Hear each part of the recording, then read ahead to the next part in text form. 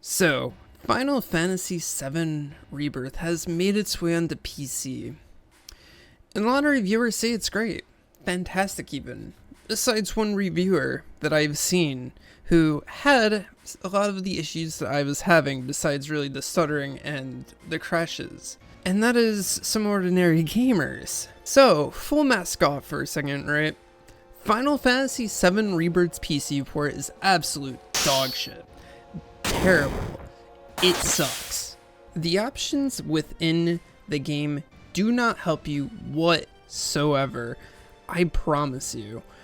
So there are certain things, of course, if you are running the game on a laptop, that will definitely help with FPS. But you're probably wondering by now, why the hell are the models so pixelated, right? Now, if you're using a Nvidia card and we're recommended to use DLSS with the game because all the other anti-aliasing options suck, well, there's your answer. DLSS sucks in this game. I don't know how in the hell they messed this up so catastrophically that I'm surprised more people aren't noticing it. Now, maybe it's because I'm not running a 4090, maybe it's because I'm not on a 40 series card, but a 3080 Ti at 1440p should be able to handle this game no problem, right? The character models within the pause screen are so noisy, it is actually distracting. On the PS5 version, this is not noticeable, especially with the pisser upscaling technology, right? Why is it so apparent and so weird on this version of the game? Like, literally, Tifa over here looks like she's about to do a Domina Name, and I'm not even doing a deepfake. That's how crazy and bad DLSS is for this game currently.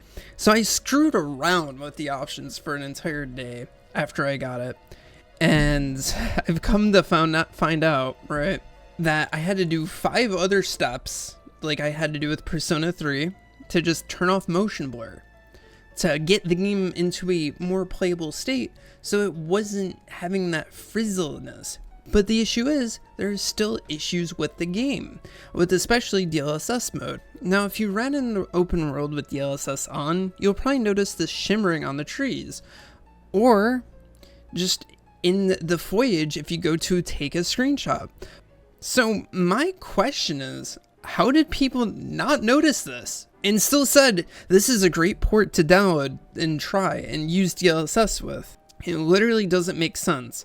I'm on a 1440p monitor. Does that really make a difference? I am now using DSR on top of Nvidia DLSS Injector or whatever the hell it's called, or Nvidia Inspector, whatever the program's called, to be able to use DLSS 4 and then slightly mod it so that it can just run like that.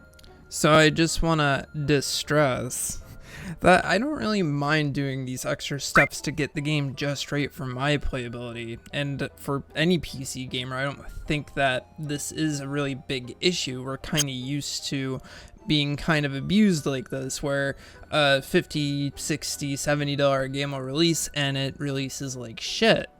It's just the issue is that people are saying that just because a Square Enix port is not crashing means it's a good port. The bare minimum options within this port being in here, saying it's still a good port is still not good. And I think Square Enix can just do a lot better. Like, do what Capcom does, and literally it just lays out everything perfectly for you, where it lays out what each individual thing takes for VRAM usage. So I just don't really understand why this port's kind of in the state it is. Like, even going as far as to say, like, where is the pop-in distant option? Because you still kind of notice pop-in within this game still. And now that I've played a little bit more, I'm starting to experience a bit of stuttering issues when kind of loading into new zones. And it's just so weird.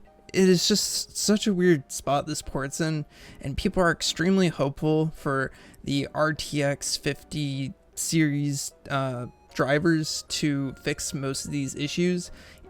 It's mainly like a driver update across the board for all Nvidia cards, but really it's for the 50 series release. I'm just kind of elaborating a bit there to fix the DLSS issues mainly with Final Fantasy VII Rebirth. But whereas like AMD FSR isn't you know, the pisser upscaler basically using that because it's an AMD stuff, like graphics and processor within the PlayStation.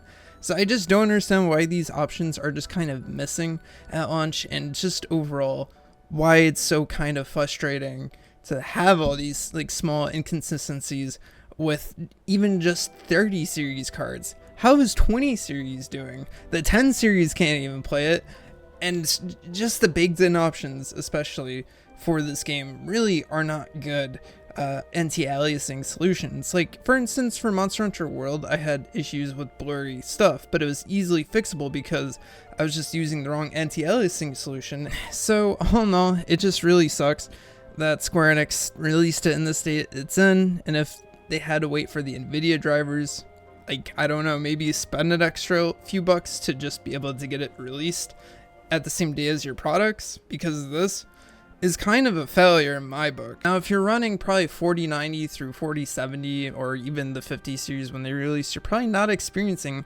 as bad as issues as 30 series and even 20 series, because Square Enix just did not decide to optimize older cards, I guess, and you know, I can only imagine how AMD cards feel right now. So with that being said, I hope you guys enjoyed this long rant, and I will see you guys in the next one. Peace.